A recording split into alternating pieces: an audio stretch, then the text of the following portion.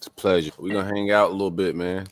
Talk some old times and vibes and high school, college, pro, pretty much. You ready? Okay, yeah, that sounds good.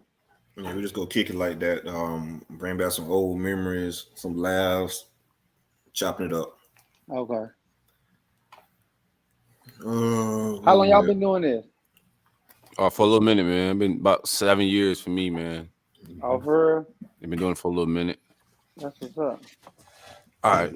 Whenever Just you trying. ready, see? Yeah, just trying to take it off now. All right. Harley, you had the edit point.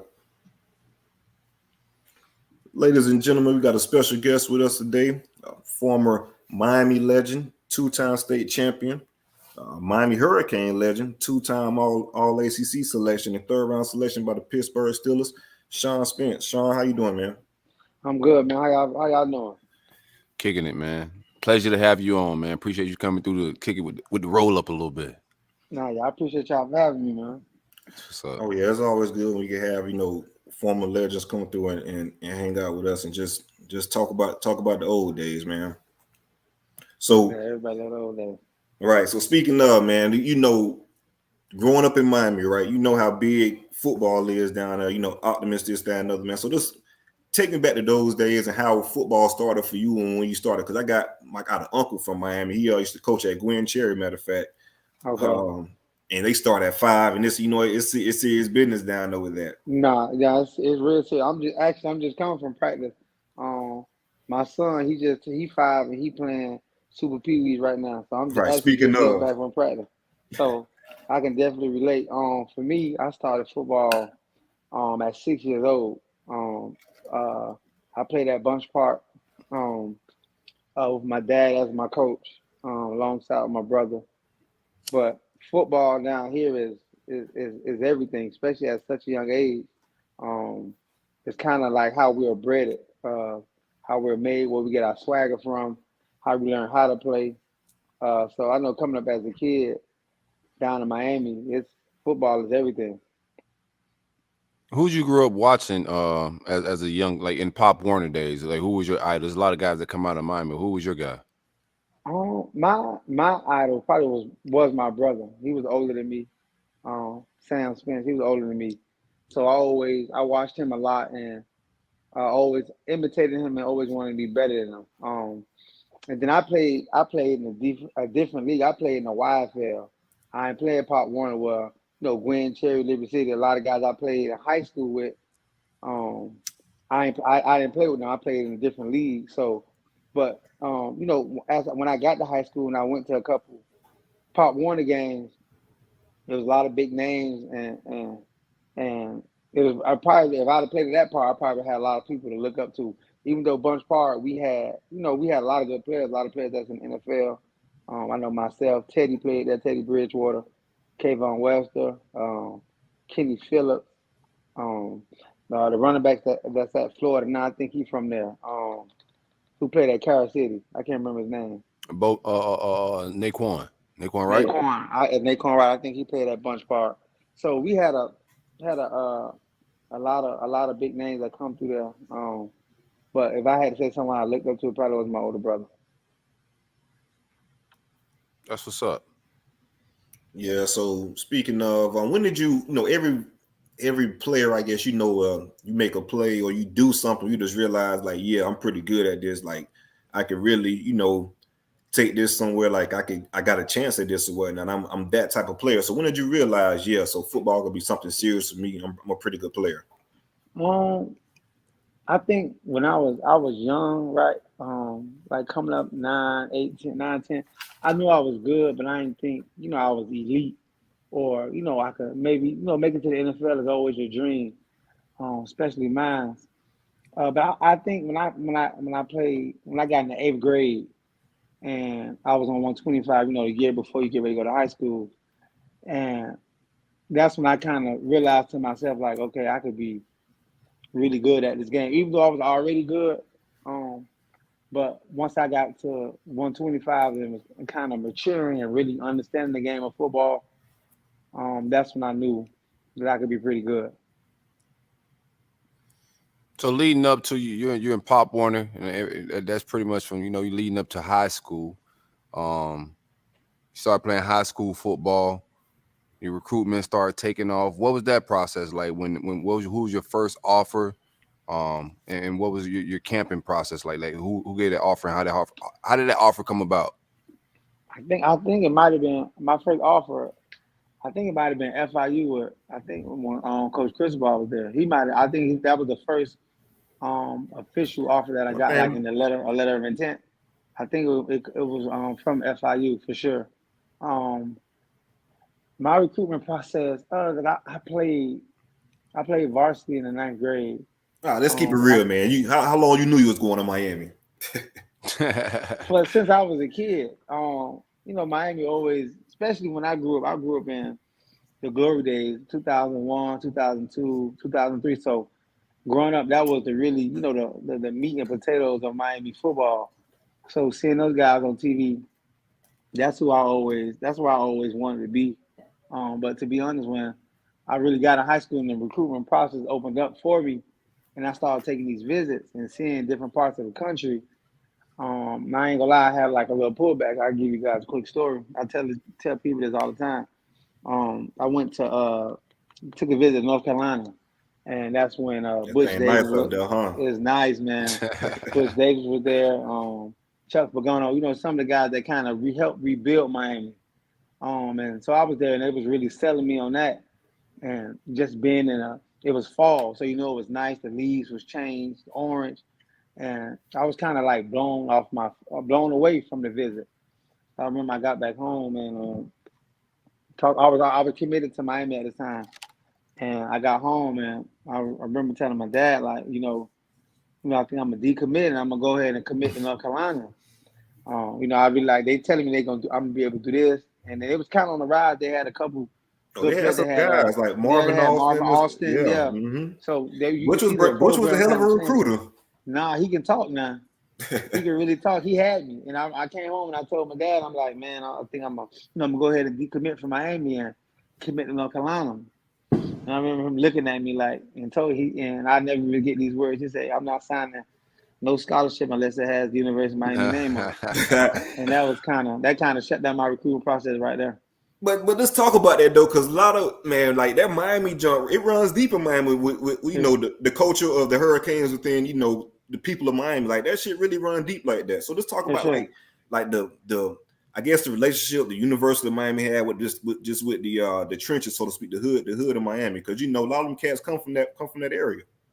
Nah, definitely. I know growing up when I was at the West.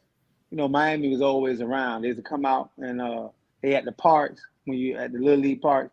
So that's all growing up. That's all you see. When you're playing games, you sitting there and on Optimus Parks, and before games, you're watching Miami, Florida State. They got these portable TVs out there. So that's all you really know, especially coming from Miami then in those days. And then seeing the guys like Vilma and Sean Taylor, Willis McGahee, Andre Johnson. I can just keep going on. You want that to be you. You want to be home playing in front of on TV and your family watching you. So Miami is definitely in the trenches of Miami. That's real. What was it like playing on that Miami Northwestern team? Historically one of the greatest teams to play high school football. What was that vibe like? You got rock stars and Dave? Definitely. Y'all boy getting it free in high school, huh? No, we went. Yeah, the NIL, boy. Y'all boys on ESPN covers, man. Man, look here. But those were some of the funnest times of my life, man. I wish I could, as a kid, when I was as a teenager, when you doing those things, you kind of just living and not really taking in the moment, not really understanding how big you are in Miami, or just how big what you're a part of, how big it is. But those are some of the most funnest times I had, some of the best times, played with some of the most greatest athletes.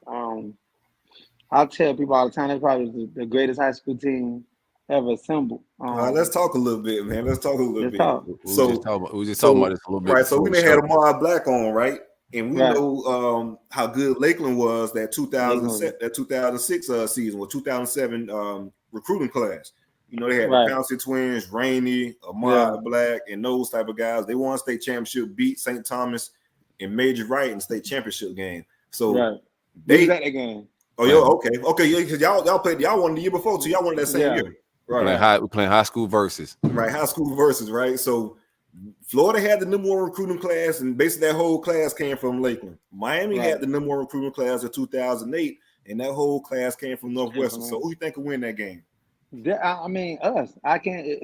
There's no other way to put it. I mean, Pouncey's gonna lay on some shit, man. And Rainey might go crazy though, man. Forced to go be able to handle those two. If Pouncey's get on the second level of a young Sean Spence, man, not pro, like young boy Sean Spence, you think you hold your own? Nah, I ain't gonna lie. Nah, I wouldn't be able to handle him. But here's the thing: we ran a 5-man front. You can't climb. Mm-hmm. Especially if we played Lakeland, we probably would have ran 6-2. So every offline. So you think it's gonna be some coaching shit, then? Huh? I like this talk, man. Talk to me. Nah, yeah, everybody we either ran a 5-man front or a 6-man front because all Lakeland wanted to do was run the ball. And how can you blame them? They had Rainey back there, one of the best backs to ever come out of Florida. But we had a back in Antoine Eastland. They were gonna have their hands full with. I want to have that conversation, man. I want to ask you another question on top, but go ahead, bro. But I think it would have definitely been a battle. Me and Rainey actually became good friends because he got drafted in Pittsburgh the same year I did, and he was my roommate, and we could talk all the time about it. So, I definitely think we would have won. Even though how funny is Chris Rainey, man? Chris Rainey is hilarious. I got so many Chris Rainey stories that I won't even say on this live because it's crazy. But Rainey that's one funny dude. Hilarious, man. Yeah, so you spoke about Easterland, and he was a dog in his own right, real good running back. Do you think the 06 team was better than the 07 team? I tell people that all the time. The 06 was I ain't gonna say way better, but better, and partially because of him. Because he really gave us that. You can't load the box because we have great receivers, and then if you load the box, we gonna kill you. But that team was just complete from top to bottom. We had, I think, on defense we had like 7 straight shutouts in a row, and we were just so much well polished. That year, I think because we were so hungry, we had lost the year before to Deerfield in the game of the Golden State. So that year was like really like a no BS year. And 07 was kind of like, okay, we kind of resting on our laurels. You know what I mean? We just won state. We did the work. We won undefeated. We did the work. Right. But the 16 was definitely better than the 17. That's dope. That's dope. So we I want to go back to your recruitment real quick. So what did you have like a top list or top schools that you were considering or anything like that? Or was it just UM and then North Carolina? It was UM, North Carolina, then Tennessee. Tennessee was a great visit for me too. I went up there, and I had a good time. But it was Miami, North Carolina, Tennessee. I'm gonna give y'all it's one team I wish I would have entertained more. Even though I probably still would have ended up coming to Miami, but I wish I would have entertained Alabama more.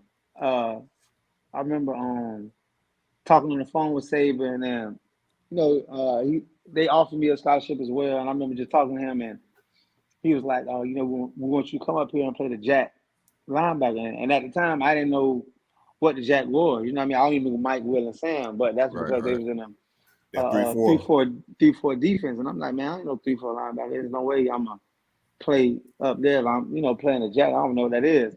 And then lo and behold, when I got to the NFL, all I played was in the 3-4 defense. Right. You know what I'm saying? So it was kind of funny, but I definitely wish I would have entertained Alabama more, took a visit and seeing how that was. Because that's when Saban was just starting to trying to build that monster at that point. For sure, yep. Go ahead, bro. Give me a green tree story your freshman year. You pull up the practice. Give me a story of a contact, some physical contact, or something that made you know to using playing college football and not high school football anymore. Okay, because I left high school early, so I was still supposed to be in high school when I got to Miami in January. So I was there for spring ball. So I still had a high school body. We had a fullback by the name of Pat Hill. He actually came in the same class as we came in. He just came from JUCO. Yeah, that's a different. Yeah, that was a grown man. Yeah, he been through a lot. Hey boy, when Pat JUCO, he Hill, been through some shit, man. Oh yeah, I'm telling JUCO. you. probably Then like, he first got to the University of Miami. Oh, he was He did it. hungry. He did a oh my bid. man, He did a Pat Hill was bid. like 5'9", 260, and all Oof. muscle. And I remember, and in high school you don't really take on fullbacks. You know what I mean? Everybody was in spread, or the fullbacks was a running back. There wasn't no true fullback. So this was a true fullback. And I remember just on the first day we got him pass, that on the first week of pass, and just bang on him every day. Man, I had 2 sprained AC joints Oh for the yeah. whole screen. And I remember having to wear these like gelling pads up under my shoulder pads just to lessen the impact. College, coming from high school to college, was a huge like physical transition. Mm-hmm. My neck was sore every week. I had to really like Getting the weight grow room and into work. getting the Yeah. weight room. Like that was probably my green chase experience. And the screen ball, going against Pat Hill and inside run every day. That was something. But your freshman year, you kind of took off though, right? And I did. Yeah, I think 4 weeks into the season, you let the team in tackles and tackle for loss. I didn't know that, but Yeah, see, you I could got, be got right. the stats for you, bro. There you go. Yeah. Okay. Then. Yeah. Yeah. I kind of did. I think I was kind of hit my after I came out of that spring really helped me, and then when I came in the summer, I really had my feet on the ground. I was running. I knew the defense. I knew what was going on, so it allowed me to play early as a freshman and understand how to play. Real quick, I want to jump back just a little bit because y'all had a bunch of guys from the West that came with you to the U, right? Right. When did you guys I guess how was that what was those conversations like? Y'all boys knew say we go all be a package deal or was those recruitments a little different? Just how did that come about with all you guys, coming from the West and going to University of Miami? All of them had old boys like yours. You ain't going nowhere else but to you. It was. No, I think it was like a domino effect. How it happened. Honestly, to be honest, we always gonna go to Florida. To be honest, I think that's where Twan was gonna end up going, Eastland, Mm-hmm. and we was gonna follow him. What we did? But, huh? You ate the Mac? Say it again. What he said? No, I was just messing with you, man. What happened? Why you go to Florida, man? Nah, because Twan ain't never go. He was gonna be, Antoine. He was a year in Oh, front of. okay. So we talked about that, about him going, and Man, imagine that shit, man. yeah, it'd have been Florida crazy. was He never already went. cooking with Urban. They was already cooking, and then, but I think it was kind of like a domino effect. It was almost like nobody ever pressured. Hey man, you better come to Miami, but it was like a wink of the eye, like this is where we going, and that's how it ended up. If I could do it all over again, I know some of the guys. I'll probably tell them not to come to Miami. Some of the guys should have went elsewhere. And Who should have went because elsewhere? they went to another school. It was too, especially in that class, it was too crowded. And a couple guys got lost in the shuffle. Who I Right. felt like could have went somewhere else and been like a key player or a big time player. There's different times. Now we got the portal these days. What's your opinion of the transfer portal and NIL altogether? What college football is today?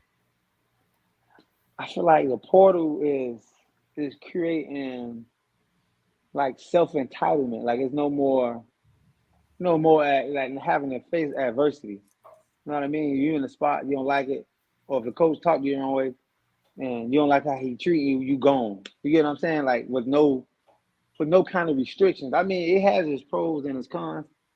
I feel like some people need to change the scenery or may not be getting treated fair, and they need to get away. But I feel like it's making us making the kids mentally weak. You get what I'm saying? Because once you Right. get to the league, if you make it to the league, ain't no transfer portal.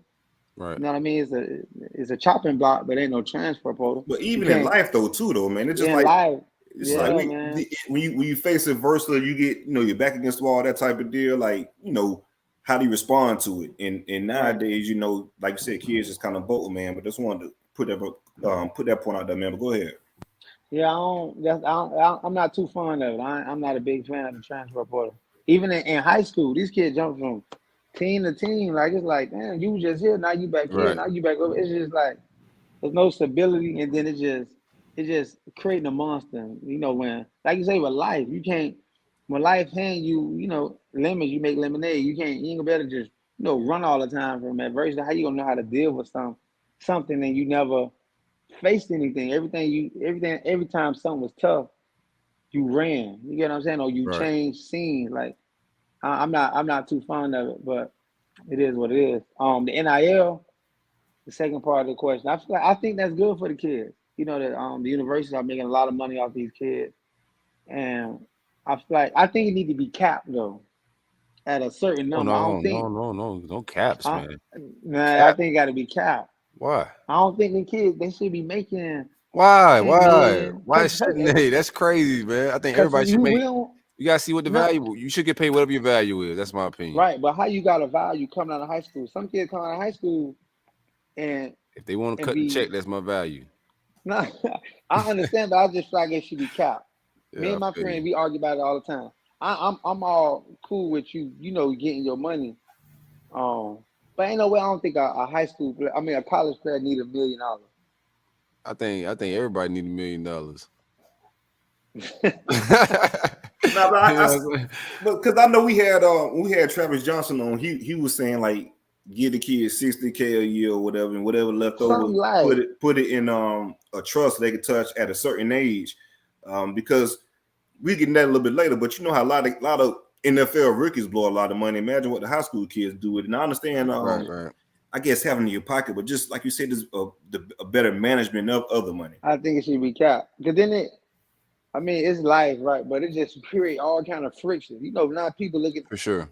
you come in, you getting whatever 2-3 million. You ain't play it down yet. What I'm saying? That creates some kind of animosity from probably the kids that's there, and that's kind of just friction. Then the kids that's coming in who may feel like they're better than this person, or they might be better than that person. Man, everybody They lining ain't. You you up. get what If I'm you're making saying? that type of money as well, it's the energy of everybody lining you up, man. Whether it's females, dudes, whoever, man, your True. family, everybody trying to line you up, and that's a lot to manage at that type of age. Yeah, So I'm with you nah, on for that. sure. Yeah, nah, that's a lot, But especially coming out of high school. I'm I still no want them to get cap, that man. money. I'm pro money. Get your money. I ain't tripping, but I think I mean, they may have to put a cap on it. Not they need. They may have to. Yeah, they're I gonna think it have may to get out for of sure. control. Yeah, for It sure. get out of control. What was it like playing in this city? Did you have any distractions your time while you was in Miami playing at home? Oh no, man. I was like a easygoing person. Like I'm not a big clubber. You know what I Right. mean? I ain't the person who was blown away by different things. Don't get me wrong. I had a good time while I was here. Went to the club a couple times, but wasn't nothing that distracted me from doing what I needed to do. I had a good foundation at home with my mom and my dad. They raised me and brought me up the right way. My mom, she was an educator. She was a principal. She was a principal for many years. Now she's downtown working with the 5,000 role model. My dad, he was tough on us, real disciplined. Had us washing cars because he had a car wash business. I was washing cars probably from like since I was 6 years old till I got to college. Even when I was in high school, we'd have a game on Friday night. I get up the next morning and go wash cars, or we'd have a Saturday night game. I go wash cars the morning before. So I had a good upbringing that helped me. That the things that they taught me just stuck with me along the way. That's real. And it's crazy. It's a small world, Sean, because speaking of the '07 team, I played at Bethune Cookman. One of my teammates, Reggie Sanderland, he played on that team also. He talked about all the times you guys had and just how good that team was. So that just came to my mind, man. And Reggie was a character in himself. He was a damn good linebacker Character, also. That he boy was that funny, boy ain't he? funny, and he Oh yeah. funny. Oh, he got a saying for everything. Oh yeah, he the funniest dude I know, man. Reggie was No, hilarious. yeah, he was. But yeah, so you get to Miami, and you guys how was it playing under Randy Shannon? He brought in the #1 recruiting class. How was Randy Shannon as a head coach? Coach Shannon was cool, man. He was You real probably the cool. last real linebacker he got, man. He been getting specials ever since you, bro. He began what? Specials. They call him Randy Special. Say he ain't been Oh, recruit like he used to Oh, recruit. nah, he Coach Shannon was cool, man. Uh, when I didn't know he played. Nah, he the one started all that dancing and stuff, all that celebrating. Oh, he was him, huh? He was back in his playing days. Yeah, Coach Shannon was a good coach. He real relatable. I know a lot of the guys liked him. He was beloved in the facility, so it was cool. It was good playing for Coach Shannon. Give So me let's go ahead, CJ. no, so let's talk about your biggest game. So what game kind of stands out of your mind? What moment stands out of your mind? Like going to your freshman, you guys is not your freshman, your sophomore year, the FSU game. Playing in Doe, that was kind of was that y'all? I think y'all sophomore year. That was your chorus Sophomore, coming yeah. out party. Yeah. He had the big throw to Travis Benjamin for the game when the touchdown. So I'm not trying to put words in your mouth or anything like that, but it's like, what was your biggest game in your eyes that you played in at the University of Miami, just being in that moment? That game you just said probably was the worst game I ever played. So it definitely won that one. But it probably my biggest game probably was probably that came up both of my freshman years. Against Florida State, that was my first game starting, and then in Doak Campbell in Florida, playing as a freshman. Those probably my biggest. To me, my biggest game. Now I had some, great games. I stacked games, but those two stand out the most to me. Loudest crowd you been in? Probably Dope. Yeah. Dope loud. No, I'm tripping. Not Dope. I mean, in Florida. Ben Hill. Yeah, they Yeah, loud. let them know what's up. Florida fans right on top of you. Trying to tell you. Pause. Ohio State was loud. Oh, the horseshoe, yep. Horseshoe was loud, and Texas A&M. Texas A&M fans don't sit down. Mm. And they was loud. Those probably the three loudest stadiums I've been in. That's why I don't like going to games. Like, especially, I need a section where people sit down. If I got to stand up the whole game, bro, that ain't the vibes. They up a whole game, dance, and they got their little chants that they do. So, what was your draft prep like? Leading up to the NFL draft, what did you work out? Who was your trainer? What was your mindset like? I worked out at Pete Bommarito. Pete, okay, yeah, up in Orlando, right? Yeah, I worked out at Pete Bommarito. Leading up to the draft, I mean, he has a script that he's been doing for years, so you just kind of just follow that, and we would have I had maybe a week or two off because I had to go play in the Senior Bowl and then come back and finish training before leading up to the combine. But it's it's everything you think it is. You know what I mean? It's a process. I can remember when I was probably in middle school, I started following the draft closely and watching the combine prep and always wishing and hoping that I would be, in Indy one day, being interviewed and running in the 40 and and participating in those drills. So it was everything I thought it would be. It's an experience I'll never forget, and something that I'm grateful for. Got you. I know it was a question that I skipped. This is what I wanted to ask you. So you guys did get to Miami. A lot of expectations when things weren't panning out. And then you get the chatter, the fans. Everything just ain't sweet. What was that like? Just dealing with the sour part of just things not working out and you guys not winning like you wanted to. I think it was a challenge. I know, especially for us and me myself personally, coming from a school. I was 30-0 my last 2 years of school. I never lost a game, so to come in, I knew it was going to be adjustment. It wasn't going to be as easy as I mean, not as easy, but it wasn't going to be how it was in high school. But we definitely came in, not just the guys from the Western, but the guys from Booker T, the guys from that whole class came in thinking that we was going to be the class that was going to get Miami back to prominence, and then to see that it didn't happen. It was tough. You know what I mean? Fans gonna be fans. You know what I mean? They gonna, they ride with you when you're bad. They gonna tell you about yourself when you're bad, and you on your side when you're good.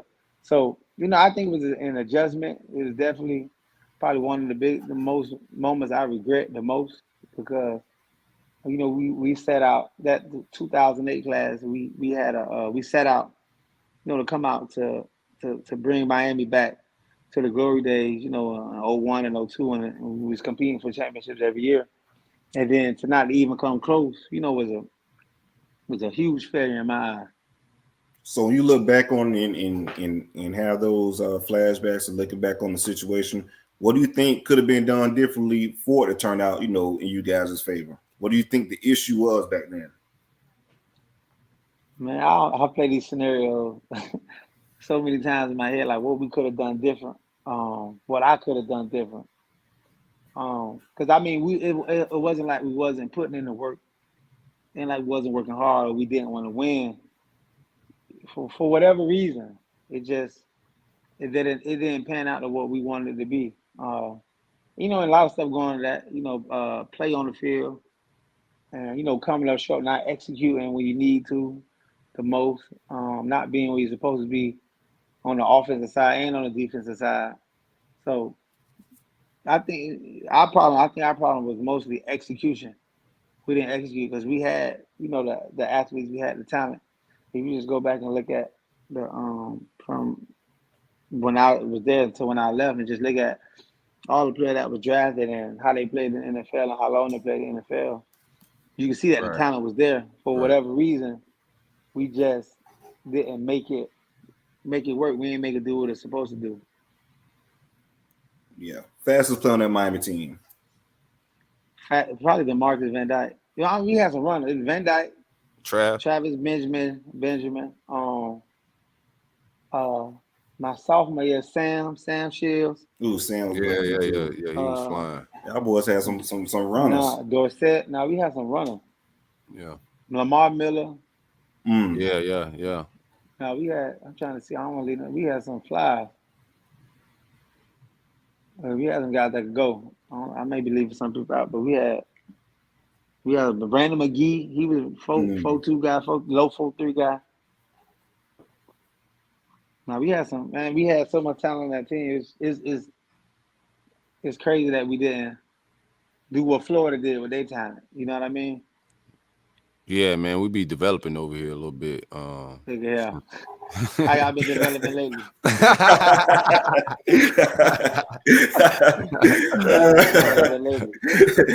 Hey, Shaw, remember what year was that? I think it was 2011. 2011. Remember when we came down there and almost beat y'all down there in That's Hard what Rock? I'm saying. Now, y'all didn't almost beat us. Y'all.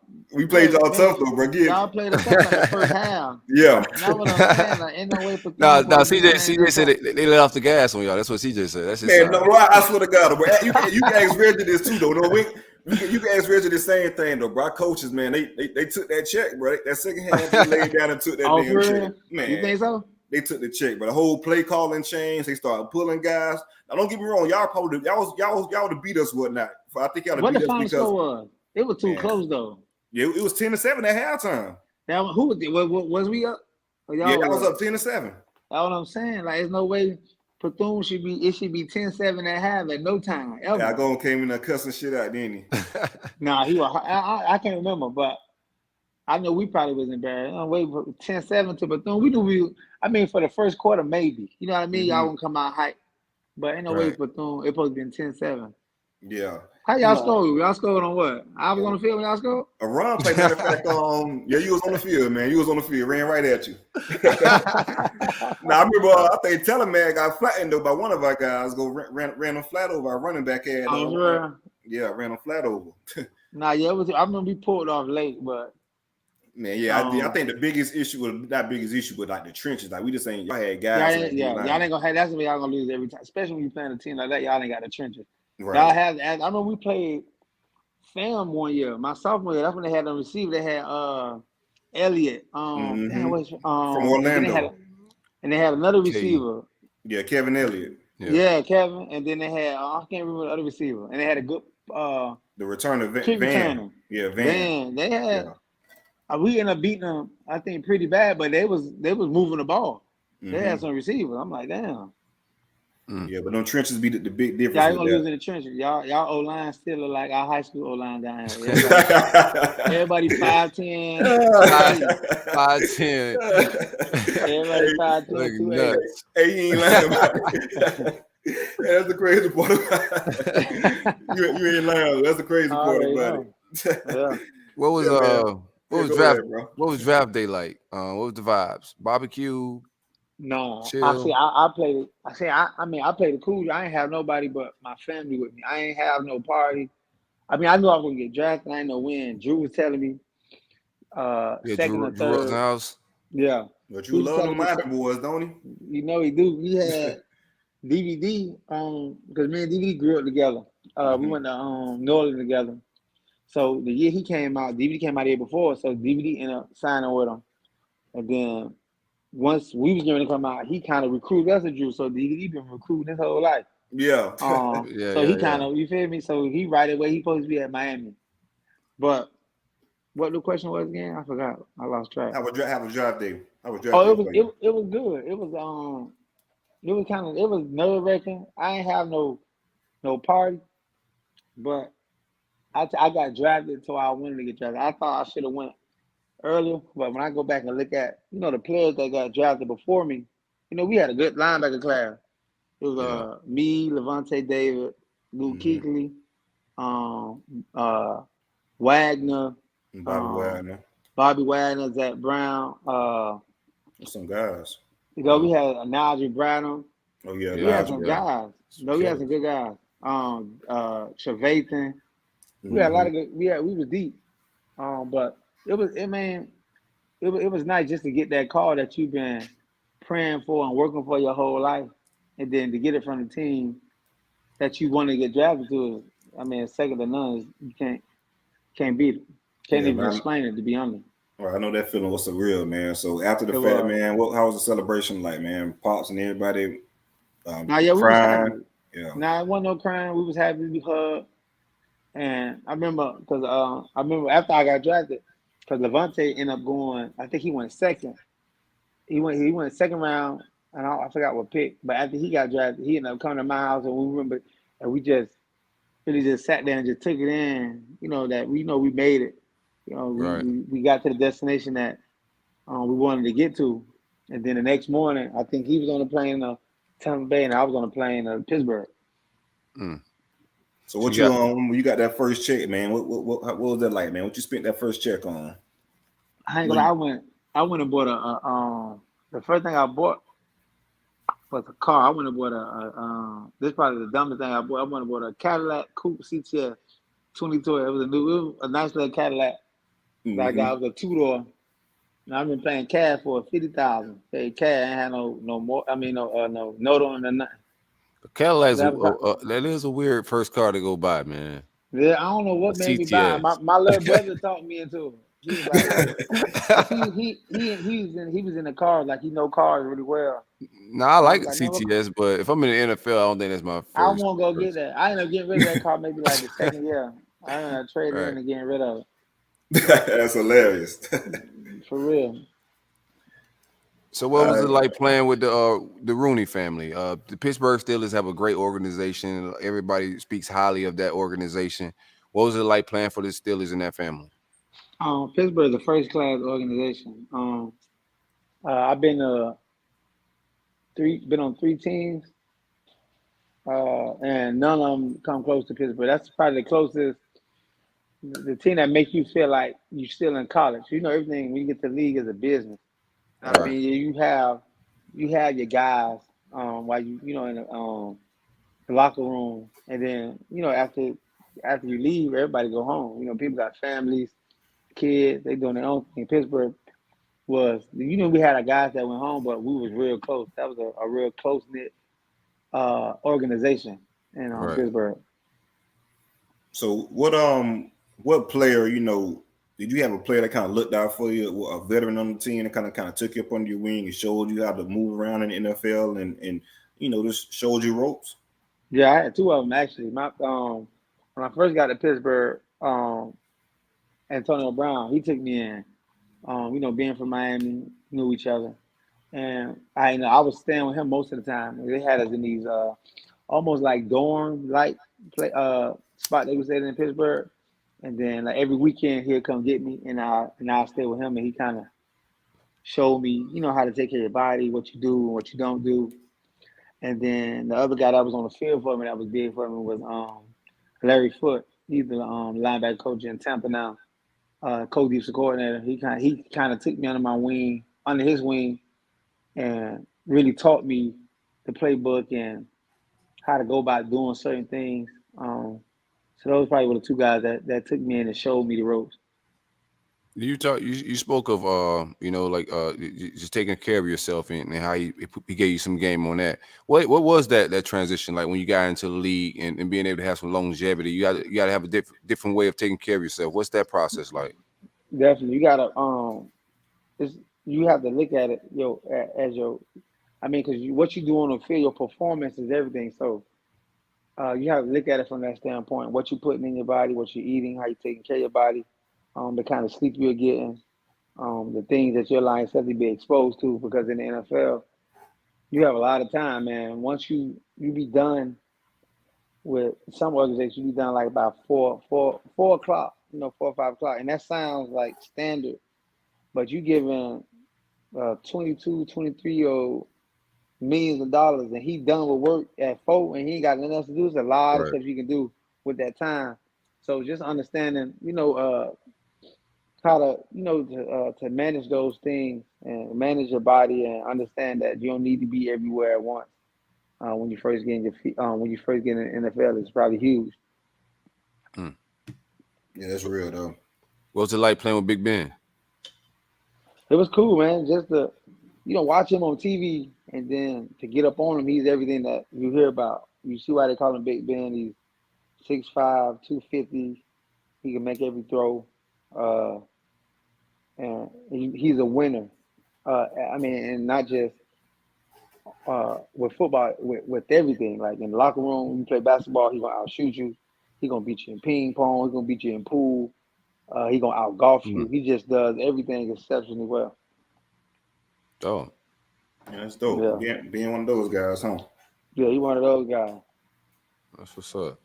Give me some. What do you think about? We got Mario Cristobal's in Miami right now. He got it buzzing with your man Van Dyke. They got it popping on the recruiting trail right now. What's your opinion on the movement right now and Mario at head coach? I mean, I love it. To be honest, I didn't think he was coming back, because Yeah, he me just neither. had it. Yeah, Because he we had already it think us made. coming back. To be honest with you. Yeah, he had it made in Oregon. You know what I mean? He had made a name for himself out there. And I mean, he's out there in Nike. I know they probably could have offered him the world. You get what I'm saying? So I didn't think he'll lead that, but it's Miami. It's hard to turn down Miami. And then, he's a guy who knows how to win, who was here when he was winning. He was around successful coaches. And he's just bringing that back. When you see Mario Cristobal, he just looked like, some guys look like pass the eyeball test and they just have it. He just Yeah, have it. He has that persona. He walks it. He talks it. And just being around him, you just feel the aura. And you can tell it's rubbing off on the coaches, on the kids. And I think he got us trending in the right direction. Yeah, because I remember you said that he was your first offer back at FIU when you were in high school. Hell, I remember him going to get T.Y. Hilton, from Miami and making that shit. Even Right. even I don't know how he Anthony, pulled that on. even And Gator, Gator. Anthony Gator, yeah, Anthony Yeah. Gator. So Mario always been a dog on the recruiting trail. So how was he Fact. as relating to kids and things like that? I haven't, from everything I hear, is exceptional. I mean, just talking to him, you can tell he's very relatable. They say he's like he really enjoys recruiting, and I feel like you, especially in a college, you got to be able to, you have to fall in love with recruiting because there's a lot, especially nowadays with the kids and how they are so spoiled, and then what I mean, you got right. kind of like fighting for their attention.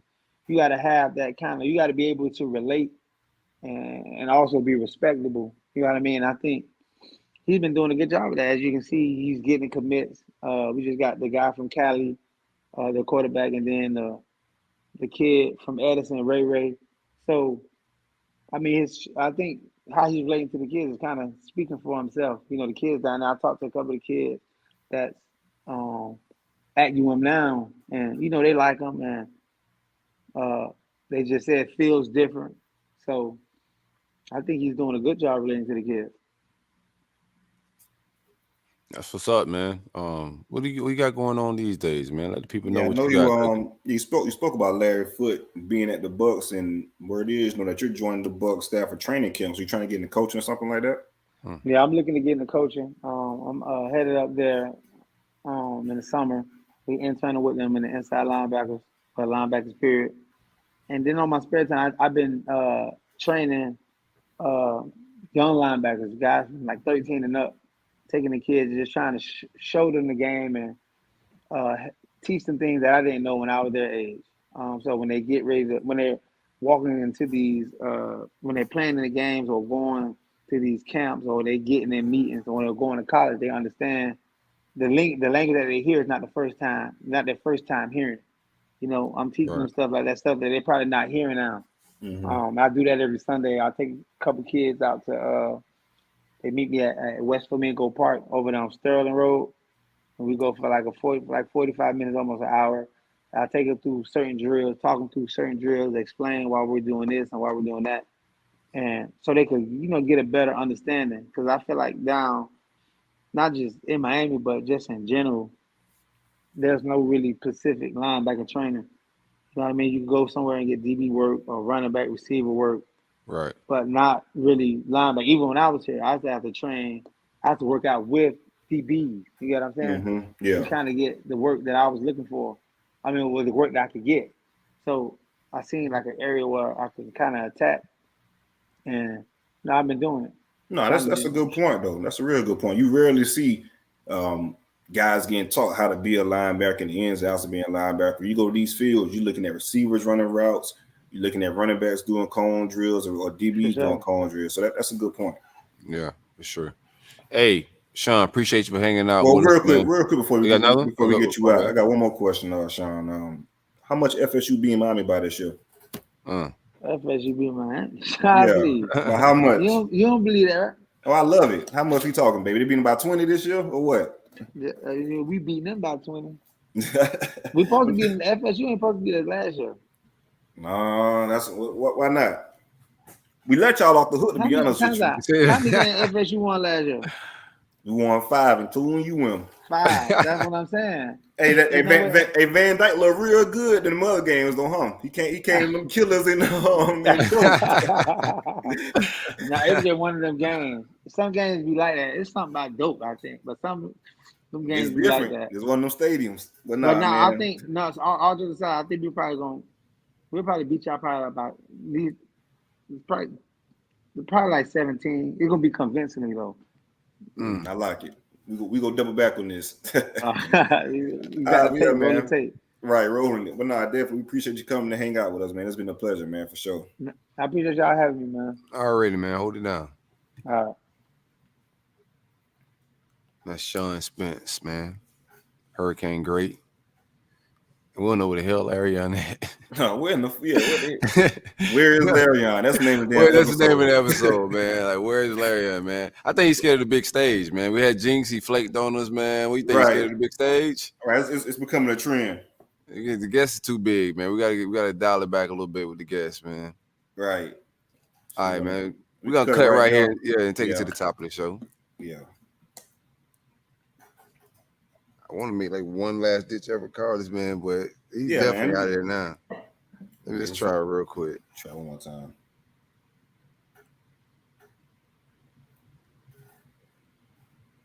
No, he up. It should say red. I'm sorry, the person you were trying. Man, probably dying or something, bro. I don't know what's going on. Yeah, for real. All right. I'll try to call him. Go on the voicemail. My text say red. I'm grabbing the docket.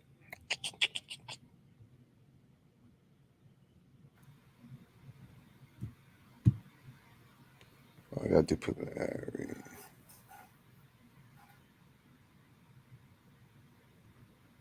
Damn good interview. That shit was really good. I just gotta get Spence shit because I'm gonna have to do it now.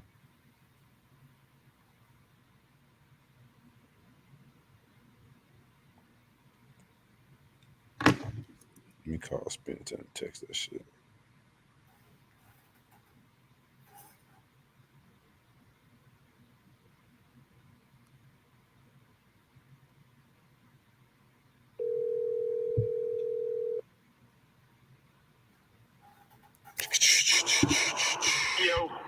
Yo, send me the info for the ad read, man.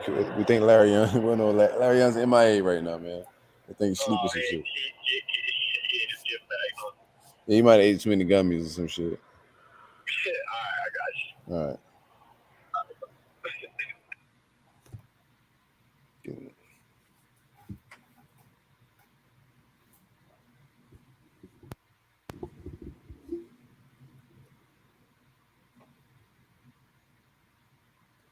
All right.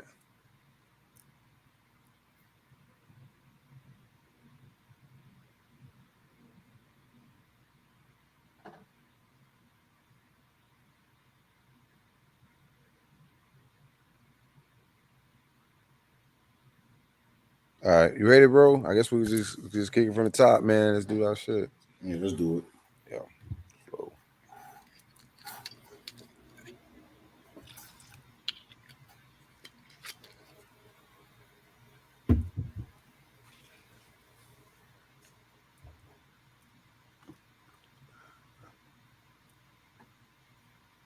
It's the roll up. It's the vibes. Another beautiful day in the Sunshine State, and I'm kicking it with CJ. CJ, what it do, bro?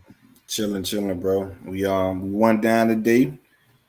We Gucci though, man. Yeah, Gucci. I think Larion got snuffed by a Graham Coke gummy or some shit, man. Right. My dog got it there, man. Ain't not answering the phone calls, no nothing. Try to hit him up. I knew, bro. We was talking in the group chat. He kept saying he was gonna take a power nap or something like that. Try to take a nap before the show, because you know Larion usually going to work at like 2, 3, 4 in the morning type hours, man. He got a different type of work schedule, so he goes to bed early. But he was saying he have a hard time of taking a nap, right? Yeah, but he struggled with taking naps and shit. But I think he cut his ringer off and overslept or something like that. But we set the interview back or this show back a little later than we normally do, because we want to have Sean Spence on and kick it, and then we'll do the rest of the show after that, man. But I think the Graham Coke gummies or that nap, he didn't time it right.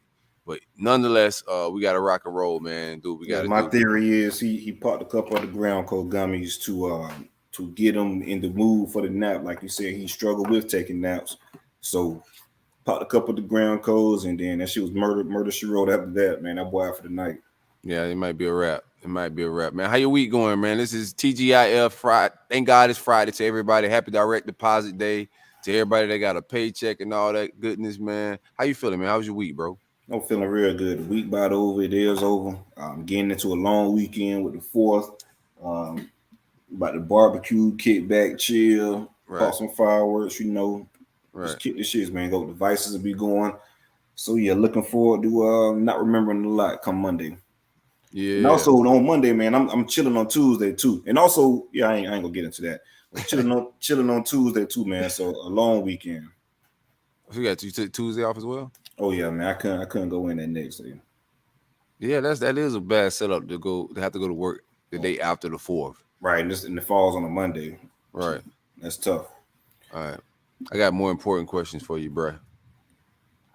So say you got, a kid, but you know what I'm saying? You're not with the kid's moms and whatnot, right? Mm-hmm. You know what I'm saying? And she got some other kids, so when you go over there sometimes, every now and then you usually take everybody some food, but it may be tough, and you ain't really feeling like extra simpish, and you just take your jit some food, extra man. simpish, right? Right. So what's your opinion this whole McDonald's thing, man? The streets is buzzing, man. Before we get into all our shenanigans, what's your opinion? So if I feel like if I'm in that position where I feel like I can't do it, or I'm just not up to whatever the case may be, and I don't do it for whatever reason, I can do that. Yeah, I can do that. You feel me? Like me doing any extra or me helping out any extra is a bonus to what I'm doing for my son. Like me helping out, or say for instance, I grab 20 nuggets, 30 nuggets, whatever, grab a couple pieces. That's just me going the extra mile. That ain't. I'm balling that month. I can grab some extra nuggets. Right. Light bills down a little bit, so let's do it. Right. But anything outside of providing for my child, man, like it ain't nothing I need to do. So that's my issue with that whole McDonald's video. It was just the entitlements. Right. Crazy. Like she expected, she demanded, like this. The expectation is I should provide for my kids. Nah, that's not the expectation. While at the nail salon. At the nail salon again, right? Okay. And my thing about that is she called him prior, hey, little Ray hungry right now. He want Is that his name? meal. Nah, I'm just throwing a name out there. Yeah. But the baby, she called him saying the kid was hungry. So okay, cool. I grab the food. He come and grab the food. He's taking. You look at him. He's surprised as hell about her going off. Like, man, what you tripping for? You called him about the damn food. Like, I bring food for him. You ain't even like the whole approach could have been totally different. So she have a conversation with him prior. Hey, man, listen. So if you can you grab a pizza for the kids? I got all of them here. That type of deal.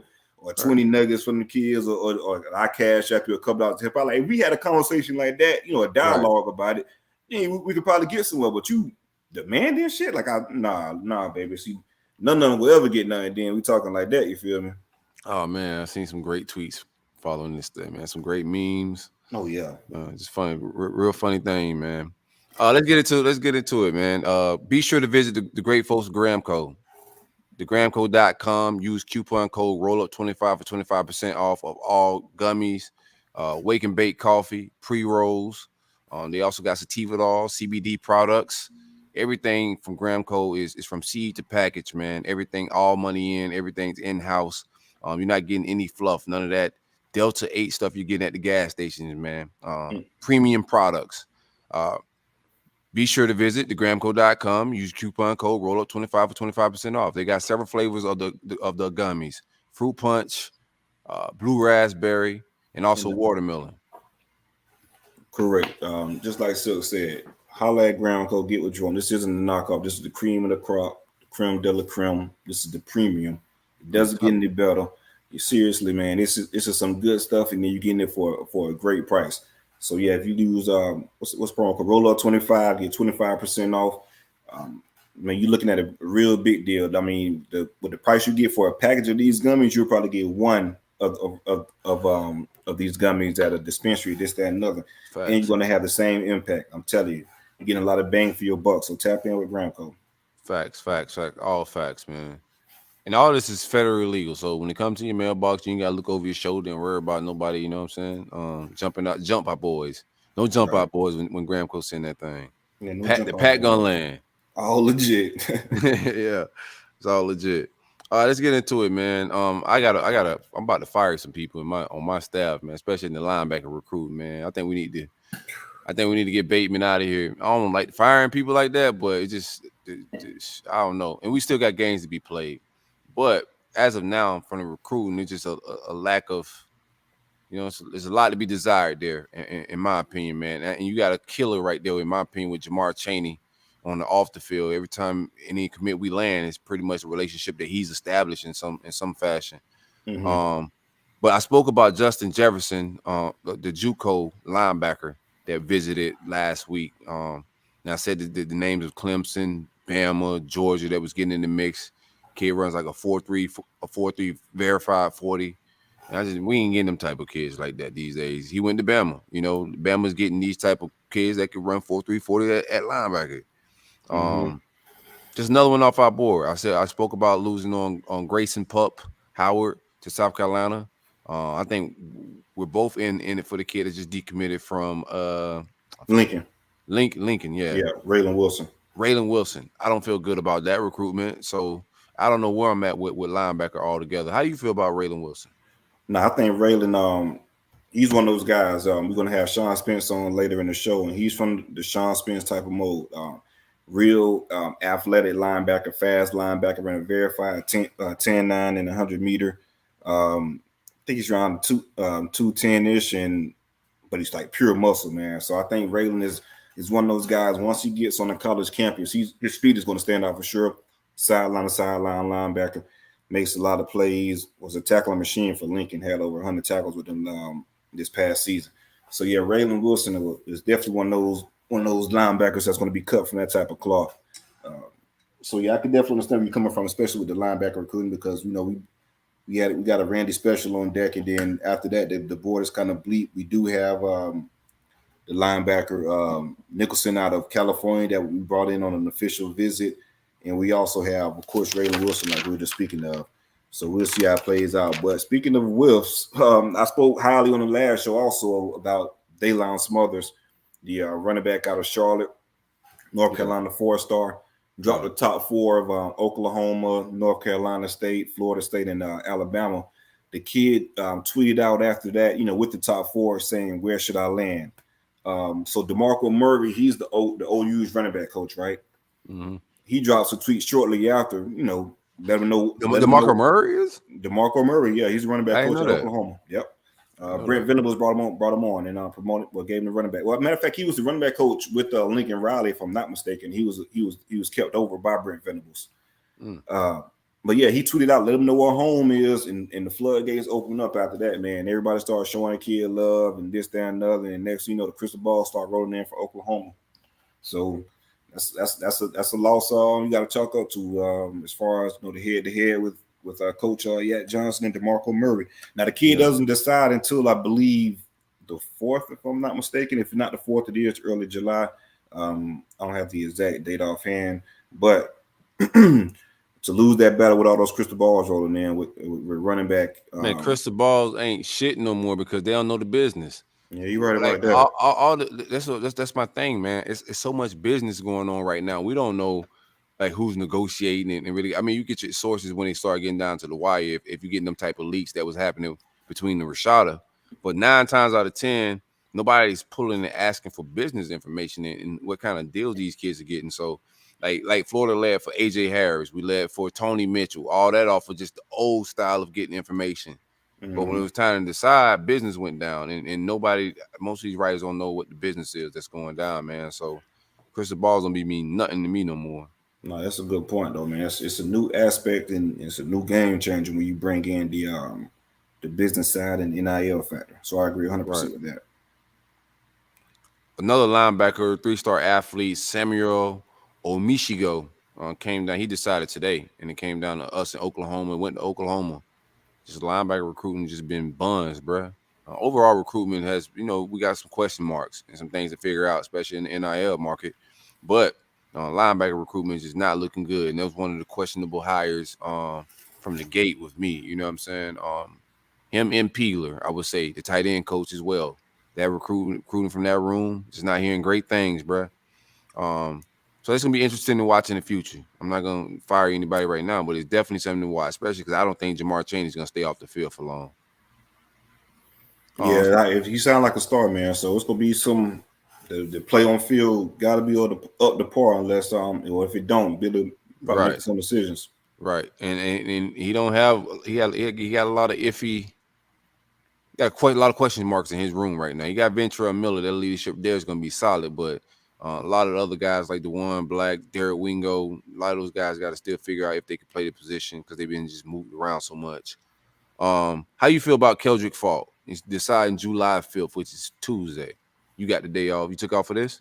Oh yeah, took off for this, man. The Ryan's on the wall. But no, I do feel good about Faulk at this time, man. I do think it's between it's a 14 race between Florida, FSU, Auburn, and Clemson. Speaking to my Clemson people, they don't really feel too confident.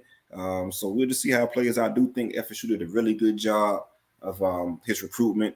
Like I said in the previous show, we have I forget the guy's name. He's off the field. He was his previous coach at in high school, and also John Pachuas. He's been the defensive end coach. He's done a really great job in that recruitment. So you factor those two things in. I think we have a good relationship with them. So we should see how it plays out. And but like I said, the 5th, that's in a couple of days. I like FSU chances here. We'll see how it monitors on the Monday show. We'll get a little bit more information leading up into the decision. Right. We got another 4th of July decision. DeQuavius Sori, 4-star wide receiver. His finalists are Auburn, Florida, Alabama, and Miami. And we'll see where that, man. The predictions are right now heavy on Florida, but I have no idea where this may go. I don't know. Like I said, you don't know what the business is, man. It's just all shooting in the dark right now.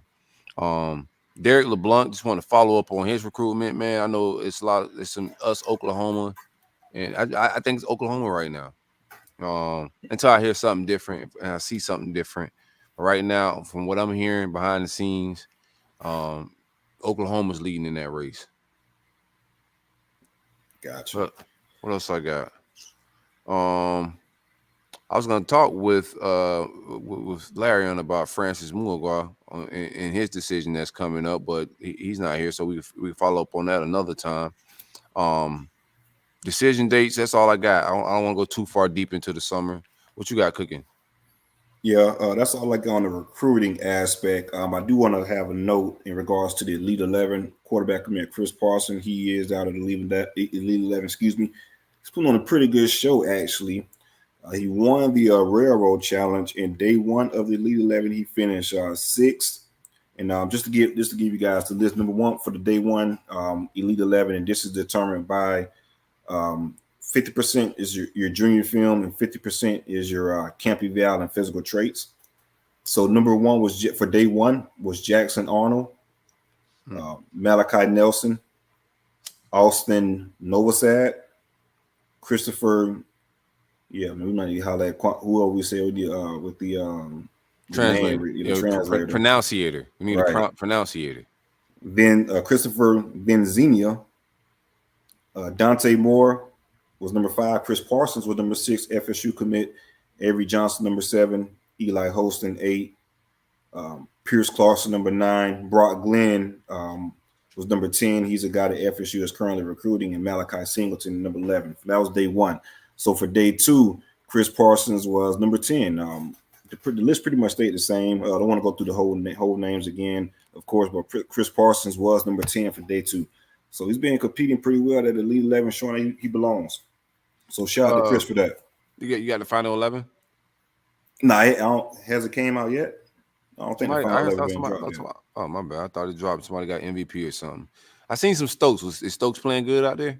Marcus Stokes? Yeah, Stokes hasn't been on the name listing as far as like the top 11 that I've seen. Yeah, people probably lying. Yeah, Rashada, he's been hit or miss also. The Elite 11 MVP was Jackson Arnold. Yeah. Yep, Jackson Arnold. That's what's up. Don't have recruiting, but I do got some tidbits in regards to FSU itself. Some workout tidbits. Some information that I've seen being passed along. Jordan Travis has looked good throwing, and he's put on some noticeable weight. So that's a good thing. We talk about Jordan Travis taking hits and being injured all the time. With the offensive line that we're adding, that's going to help. Him being smarter with running, that's going to help also, but also just bulking up. So that's a good thing that he's putting on some weight, because once you get into actual camp, you do lose a lot of weight. So the playing weight can be like a happy medium. Jared Jackson is getting a ton of praise for his work. Along with Louisville transfer Greedy Vance, Jared Jackson, who a lot of people feel like that he has NFL potential, is on the D line. Just got to put it all together. Shout out to Grimes. He was one of Grimes' boys down in Palm Beach before he left for Atlanta. So shout out to Jared Jackson with the work he's putting in. And with Greedy Vance, he's just working pretty hard. It was known that he was a hard worker coming out of Louisville. So just seeing that translate is pretty good. Jamie Robinson and Fabian Lovett, they have been working pretty hard also. As a money year for those guys. So they've been around the facility a lot. Jamie's having some All-American considerations. Lovett will probably be one of the top defensive tackles if he has a pretty good year. So, like I said, it's a money year for those guys. So they're taking it pretty serious. Been around the facility a lot, putting on some noticeable good weight. Also hearing that the workouts have been player led. It's been smoked that multiple veterans have been ripping players and teammates and holding them accountable for poor effort and not finishing drills all the way.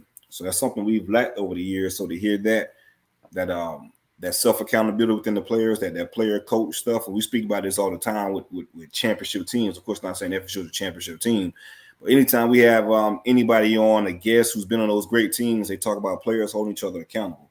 So when you have that, man, it's a good thing that the chemistry is starting to gel. And that's pretty much all I got from the FSU side. I mean, Texas is let's move on to like national news, man. Yeah. July 5th, Gator fans. So July 5th, it is like the SEC media, Gator takeover. So it's a whole lot of Gator media gonna be on SEC Network. July 5th, the day after. That's what CJ took off for too. That's what you took off for. Oh hell no, definitely not. And it's crazy because I went out to my boys to the barber shop, and my guy, he's a big UF fan. He was telling me the same thing that it's gonna be like an all-day SEC network type of deal. Yeah, that's something they do yearly, man. But yeah, Texas is taking off on another level with the recruiting. We kind of expected that with Arch. We kind of expecting them to get Cedric Baxter That coming QB up a little domino. bit. That QB domino, man. I kind of got them penciled in for the #1 class in my mind. I could definitely see it, man, because we know you got the #1. Archer's going to be the #1 player, regardless of what we think. He's going to be the #1 player in 247 throughout, I believe. He has a strong hold on that. So you factor in that, all the guys they're getting, the NIL factor as far as Texas being able to compete with that also. Sark being a good recruiter himself, I could see Texas having the #1 recruiting class. I wouldn't be surprised at that at all. Yeah, and as good as they're recruiting, they're also taking like random 3-stars and stuff like that as well. So Evaluations, baby. Evaluations, man. Just one of the samples just to point out.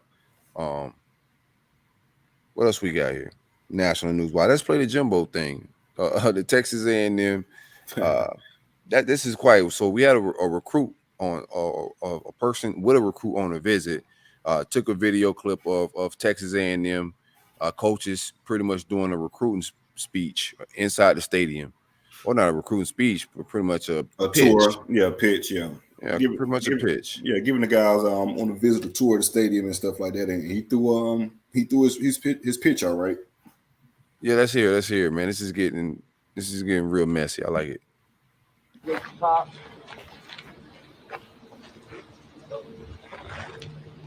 getting a lot of money from these people behind these suites. Y'all decided to go play.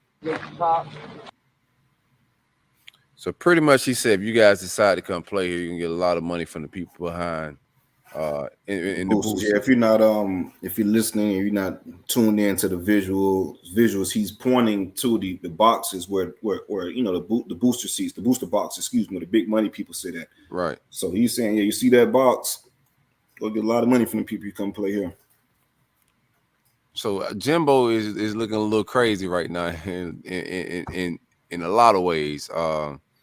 When your staff comes out and say this time, like you pretty much got on the soapbox and complaining about Nick Saban and how you guys were just playing 100% by the rules, and you guys weren't using NIL and deals in recruiting pitches, and then to see your coach pretty much in the stadium, like that's loosey goosey. That ain't just in a room with one recruit.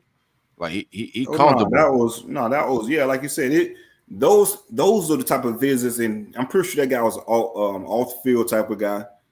So those type of visits happen every damn day. It could be with any type of damn player, so to speak. It doesn't have to be the blue chip or the blue chip. Just guys they have on visits. It's a real fluid visit list pretty much every day with this type of stuff when visits are going on. So like you said, that's just a regular everyday recruiting pitch that happens all the time with that.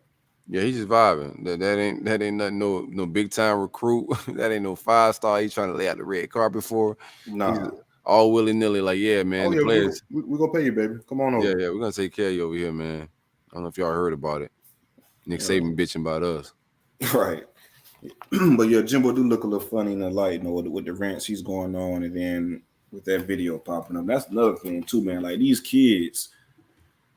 I don't know, man. It's just you almost gotta take phones on visits, damn. Yeah, you gotta do that, man. Put your phone in the box, put it away, bro. Like a Dave Chappelle show. Right, Dave Chappelle show. Put your damn phone in the box. Let's get this visit going on. You get it back after the visit. Like a lot of stuff don't have to be put on social media, man. That's the thing now, man. Even if you record the stuff, keep that for yourself, so to speak. Like you could kind of, I don't know, man. Just a lot of stuff don't need to be posted on social media. Yeah. I mean, they find out you could probably burn a bridge playing those type of games. Right, and they figure out where it come from. Then you like I said, burn the bridge within that school. All right, now the biggest news of the week probably is USC and UCLA are planning to leave for the Big Ten as early as 2024. Move has not been finalized at the highest level of powers yet, but it's kind of imminent. What's your opinion? No, that's new. The deal it has been finalized. I think it was a new tweet by. Oh, it has been. Okay. Yeah, the deal has been locked in, and the Big Ten has accepted the applications of USC and UCLA, and they will be playing within the 2024 season. So what? Big Ten, big Yeah, 3 dogs, years. man. That's Yeah, nice. They got a nice lineup over there, man. Looking like it's gonna be like 2 super, like right now so far. I mean, it's gonna be more. You still got the Big 12 out there. I don't know what happens to the Pac-12 right now. But right now the Big Ten, SEC looking like 2 super conferences. What do you think Florida State ends up when everything shakes out? When everything shakes out, man, I'm hoping SEC, man, but I just don't think Florida wants that. That's been something that Florida has been for some reason giving pushback on. We hating on y'all? Yeah, but y'all hating, bro. I guess we'll say I don't know why they hating from outside of the club. We can't even get in. But I'll probably say the Big Ten right now because they have a good TV deal also as far as the money. I can see us and Clemson going to the Big Ten and like you said, 2 super conferences. But I would love for the SEC. That would be pretty dope. And I think Miami will probably get snatched up somewhere within that too, whether it's SEC or Big Ten. We just don't know yet. I think that'll shake out within the immediate future. Right. I read a tweet. We had this conversation way back. What was that? During the season, matter of fact, I believe, about when the Texas or Oklahoma news came out. Rather, that it's going to be, in the future, it's going to be super conferences and stuff like that. You got the SEC commissioner talk about having their own national championship within the conference. So you just kind of read between the lines. Yeah. Like my man Money Green saying, if y'all ain't gonna chat, at least hit the like button. Y'all share this, y'all retweet this, man. Let the people know where it's at, man. We kicking it, man. We're gonna keep these going live, man. We're trying to grow the YouTube. People talking greasy about our YouTube. We just ain't invest time in it. But if y'all want to talk greasy about it, then we'll start doing YouTube. We'll start doing some YouTube. You know what I'm saying? We'll show you how them numbers go. Yeah, like if that's what y'all want to do, we got time. You name the game, baby. It's whatever. It's whatever you want to do. I read a tweet that said, Tay D's what it do, my guy. The NCAA, I do agree with you. The NCAA is going to be a wrap in a little minute, man. They only do what the colleges tell them to do anyway. They just pretty much the face. They take the beating of PR and whatnot that the school shouldn't be taking and whatnot. They just enforce the rules that schools want them to enforce. Okay. Anywho, I read a tweet that said ACC grant of rights makes it practically impossible to leave. School will forfeit all TV rights revenue to the ACC through 2036. Simply put, the ACC will have to fold for massive realignment involving ACC teams, departing for SEC or Big Ten. But I did hear, that's a good point. But I did hear the buyout is only like 50 mil. So that ain't shit. This type of money going around, man. Exactly. So if we really wanted to make a move and one of those conferences came, called, and we spoke, and it was a common ground, then that should get done easy because 50 mil within that, I'm pretty sure we could take care of those a lot of money. Rights. There's a lot of money on the table. Oh yeah, big time money.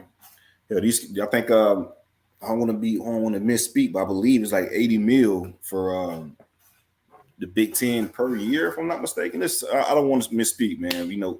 Y'all go clip me on the timeline and stuff like that, man. But I believe it's something within that ballpark. So 50 mil shouldn't be nothing if that really wants to happen. Already. NBA playoffs, shit live and cooking, man. Free agency. Yeah, free agency. Kush is big. And this shit started with a bang, though, didn't it? Man, I'm scrolling. I'm coming home, man. And shout out to I went to Gainesville today. So on my way back from Gainesville, Ocala, I had to swing by Ocala, man, and grab some of that Jungle Boys, man. They got some gas up in there, man. I hop on the Bird app, and I see KD demanding trades. I said, man, this shit about to go live in like a couple hours, and we already got trade demands, man. They talking about them boy may end up in Miami. They got some Phoenix. No Laker, man. I ain't really hearing no big Laker shit. What you hearing? Man, so but Brian Windhorst, it's Brian Windhorst, so you gotta take that with a grain of salt, man. You know how he be when it come to you gotta look for the Woj, man. Woj got the juice. Yeah, you're right, for real. But Brian Windhorst did say it's reports that KD and Kyrie were to be traded together because that's smoke that they want to play together like these boys. That's nothing. These boys got some damn power, man. KD signed this fucking contract last year. He got 4 years left and say he want to get traded. And it's going to happen. So, but it's just wild how, the NBA players, how much power they got, man. And I want to give a shout out to LeBron, man. I feel like he started that wave of players putting the future in their own hands. But again, though, he did. Flowers, man. Oh, yeah, definitely. He took a lot of heat the way he left now. Oh yeah, he was hated. The Braun was the villain for people forget. Braun was the villain for about a year or two in Miami. He was a terrible villain, man. He was so trash at trying to be a villain, bro. Yeah, he was. It's just not his persona. Nah, he was terrible. I think he even said that shit too. Like it's just not me. But yeah, going back to the Windhorst report, he said if KD and Kyrie were to be traded together, the Lakers could be a potential destination. Some wild ass takes going on. I don't see that happening at all, but I want to throw that out there. I do think Kyrie wants to get to the Lakers, and I feel like he'll try to maneuver his way there. How they make it happen. Fuck with Kyrie. Kyrie, I'm a big Kyrie fan. That's my guy, man. I like all the shit. He stands for. Buildings down, bro. He ain't on championship shit. Like Kyrie got agenda to get off. He got points to be made in his personal and political life and all that, man.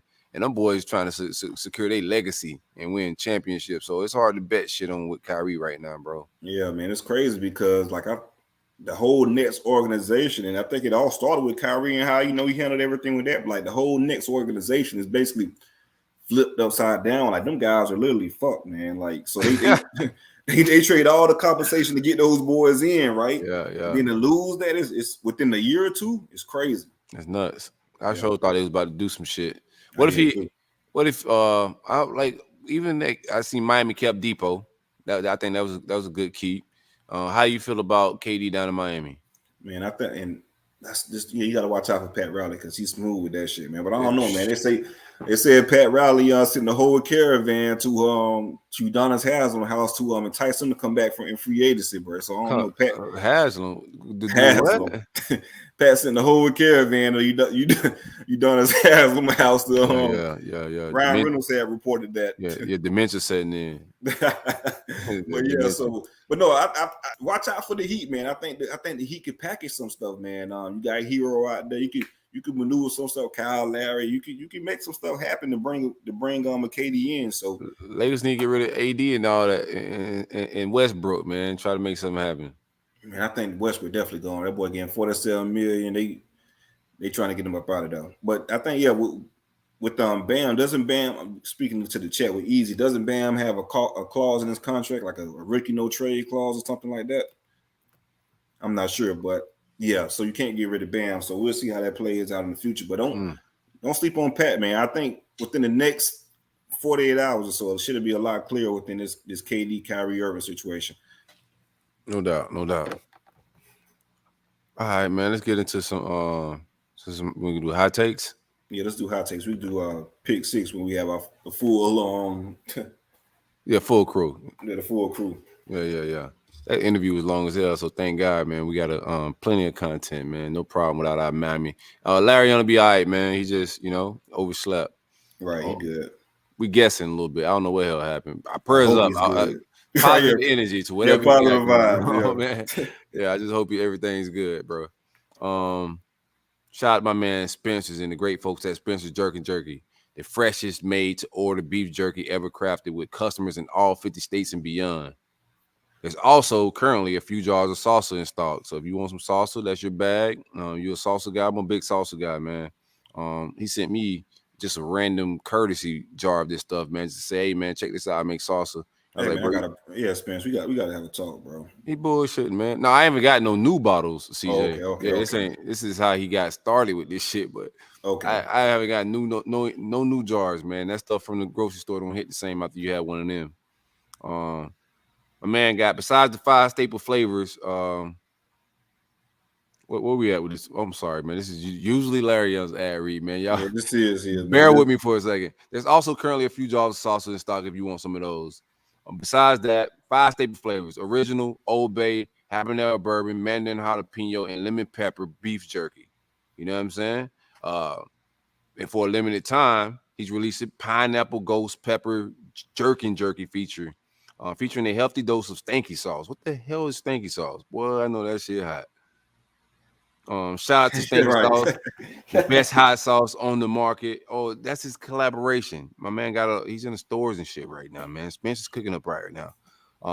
But Stanky Sauce, he got a limited beef jerky that he added some stanky sauce to. You guys be sure to check that out. Use coupon code BIGMEAT at checkout for 10% off worldwide shipping. SpencerJerkyJerky.com. Package that meat. And we didn't get to do the grunt and all that stuff, man. I know, bro. It's all good. It's first time, dog. I ain't stopping. That used to be my area, man. I just haven't done it in a while, so I ain't got, but we got through it. Right. It worked. What we got? Let's go.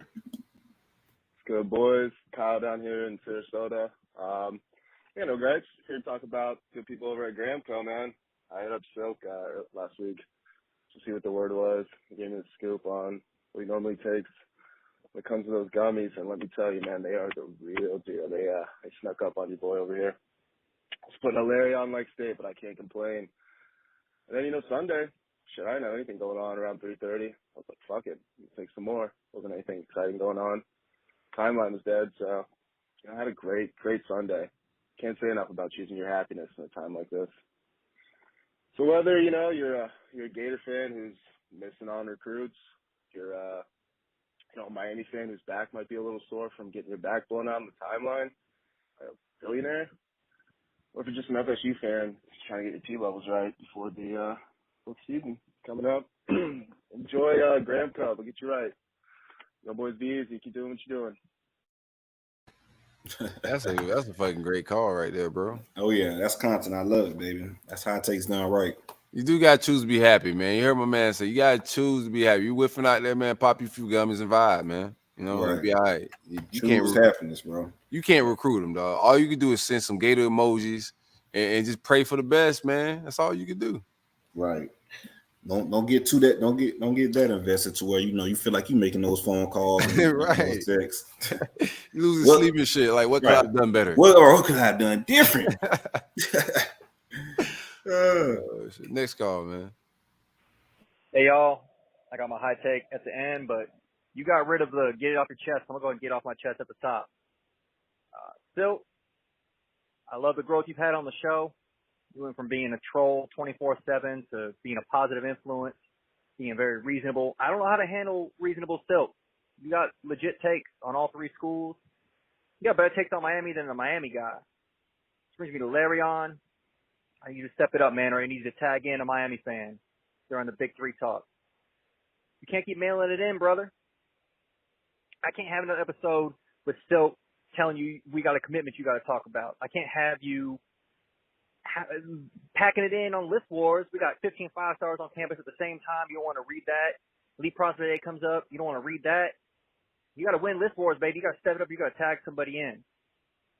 CJ, you're cool too, but sometimes I think you believe this shit you say about FSU. You can only say 4th and 14 so many times before you got to look at something else and realize FSU is garbage. Garbage. Anyway, to the high take, we're going to play Fuck, Marry, Kill with a rival. So you got to pick one rival to win the next national championship, one rival you got to root for the rest of your life, and one rival to delete from the face of the earth. Fuck, marry, kill with your rival. I'll hang up and listen. Thanks, guys. I mean, for one, you can't do that because we will all pick our team. Why he put Larion in the blender like that though, man? Yeah. First of all, Larion got 26 degrees too, bro. Like tap into 26 degrees, you go hear all the lists, you go hear all the list wars. If he's doing it on 26 degrees and on a roll up, like that shit, it gets repetitive, bro. So if you tap into 26 degrees, that's where you get your real like full blown Miami content, full blown, not content, content because it's big, right? You get your full content of Miami on 26 degrees, man. So definitely tune in to 26 degrees, Canes fans, and you will be able to get everything as far as list wars and all of that. Yeah. 26 got y'all, man. Shout out to Meezy and X and the boys, so they can hold y'all down with all that, man. But good overall call. Like he had a lot of good points and shit. Y'all be trying to be reasonable, man. The weed be doing that, dog. If you smoke a lot of weed, then you just don't have time to argue. You be trying to, just get to the point and get the fuck on, Then it's a motherfucker Miami fan telling me about believing the shit that I say. Oh my God, bro. The motherfucking pot kettle me. Well, oh my gosh, bro. Oh shit. All right, now what was the game here? We got a fuck, marry, kill. Which rival win the next national championship? Which rival would you choose? I mean, we go pick out next natty. I gotta go Miami. If I gotta go rival, I do I do that too. Easier path, I believe. Right. even though the coast was being done away, it's still the easier path within the SEC. I mean ACC, excuse me. So I'll say Miami. Yeah, I mean shit. I don't. Said knock off the planet off the earth. I'd say Miami again. Yeah, Miami too for that. One I have to cheer for. I probably say Florida just because my pops a Florida fan, so I can roll with that. Because when you got 3 questions and because you got 3 questions and 3 teams, you know, you can't really pick a rival, so somebody got to go twice. Right. Well, you can't not your rival. Excuse me. You can't pick yourself. For sure. That was a good ass call though. Yeah, it was. I like it. We'll do that the other call with Larion. Yeah. We need him on the show. We got another one that's gonna be fire, but we're gonna save that one, man. I need Larry on here for that one. Yeah, it's gonna be great. All right, man. We out of here? What we got with it? I think we out of here. Yeah, we out of here. We out of here, man. Hey, TGIF. Thank God it's Friday. Everybody be safe. It's a holiday weekend. Drive the speed limit. Wear seat belts. You know, get Ubers. Don't drive drunk, intoxicated. You know what I'm saying? Party responsibly. This time of year is always dangerous when it's always holidays, man. So everybody just be safe. Take care of each other. Yeah, man. I want to echo those sentiments. We all know that around holiday times is unfortunately tragedy follows with it too, man. So just be responsible, be safe. Just take the extra measures, man, because you never know, man. You'd rather be safe than sorry, right? So we don't want to hear the crazy stories, man. So definitely be safe this weekend. Be responsible, but enjoy yourself also. Already, man. And it's the roll up. We'll see you guys on Monday. Yeah.